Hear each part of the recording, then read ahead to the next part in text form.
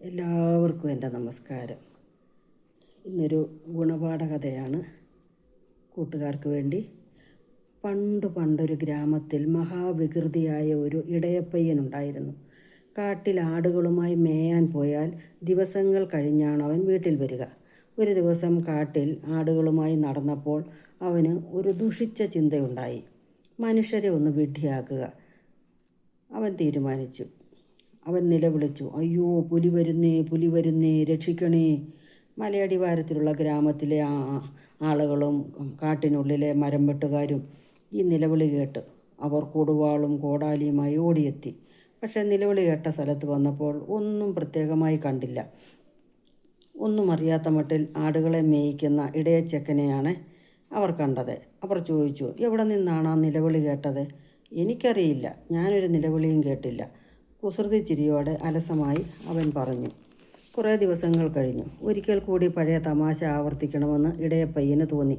അവൻ വിളിച്ചു കൂവി, അയ്യോ, പുലി വരുന്നേ, പുലി വരുന്നേ, എന്നെ രക്ഷിക്കണേ. പഴയതുപോലെ തന്നെ കോടാലിയും കൊടുവാളുമായി ജനങ്ങൾ ഓടിക്കൂടി.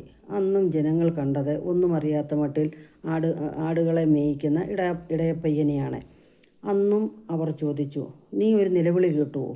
ഇല്ല എന്ന മട്ടിൽ അവൻ തലയാട്ടി.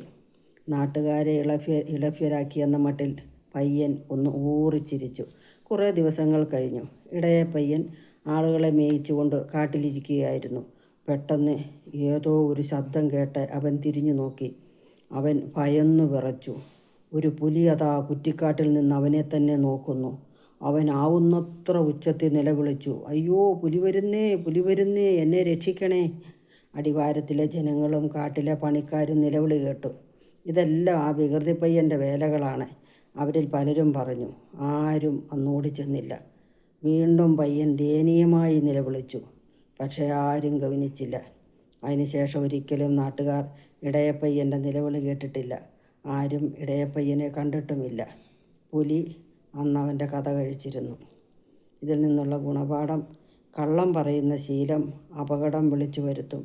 കള്ളം പറയുന്നവനെ ആരും വിശ്വസിക്കില്ല, അവൻ സത്യം പറഞ്ഞാൽ പോലും. എല്ലാവർക്കും എൻ്റെ നമസ്കാരം. കുഞ്ഞു കൂട്ടുകാർക്ക് കഥ ഇഷ്ടപ്പെട്ടാൽ ലൈക്ക് ചെയ്യണം, സബ്സ്ക്രൈബ് ചെയ്യണം.